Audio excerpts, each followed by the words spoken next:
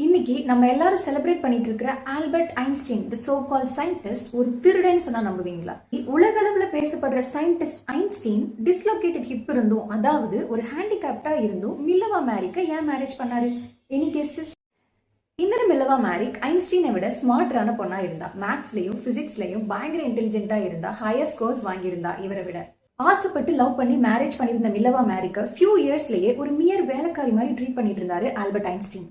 மேரேஜ்க்கு முன்னாடியே இவங்க ரெண்டு பேருக்கும் ஒரு பொன் குழந்தை பிறந்தது. அந்த பொன் குழந்தை என்ன ஆச்சு, எத்தனை வருஷம் உயிரோட இருந்தது, எந்த டீடைல்ஸுமே ஐன்ஸ்டீனுக்கு தெரியும்.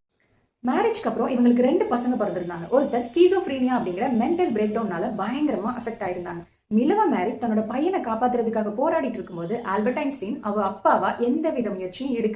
பிகினிங்ல ஐன்ஸ்டீனை விட ஹையர் ஸ்கோர்ஸ் வாங்கின மில்லவா மேரிக் ஒரு பாயிண்ட்ல மேரேஜ்க்கு முன்னாடியே குழந்தை, மேரேஜ் அப்புறம் ரெண்டு குழந்தை, அதுலயும் ஒருத்தவங்களுக்கு ஸ்கீசோஃப்ரீனியா, மென்டல் பிரேக் டவுன், இந்த ஐன்ஸ்டீனோட அஃபேர், அப்படி இப்படின்னு சொல்லிட்டு எக்கச்சக்கமான விஷயம்னால படிப்புல கான்சென்ட்ரேட் பண்ண முடியாம இவங்களோட கம்ப்ளீட் லைஃபை ஐன்ஸ்டீனுக்கே சாக்ரிஃபைஸ் பண்ணியிருந்தாங்க.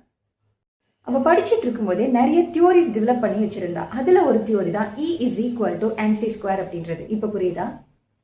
இன்னைக்கு ஐன்ஸ்டீனோட பிளேஸ்ல பார்க்கப்பட வேண்டிய இந்த மில்லவா மேரிக்க லவ் பண்ணி மேரேஜ் பண்ணி அவங்களோட லைஃபை சாக்ரிஃபைஸ் பண்ண வச்சு அவங்களோட நாலேஜை எடுத்துக்கிட்டு தியோரிஸை ஸ்டீல் பண்ணி லாஸ்ட்ல அவங்கள ஒண்ணுமே இல்லாதவங்களாக்கி அவங்க முதுகுல ஏறி மிதிச்சு வெளியே நிக்கிறாரு ஐன்ஸ்டீன்.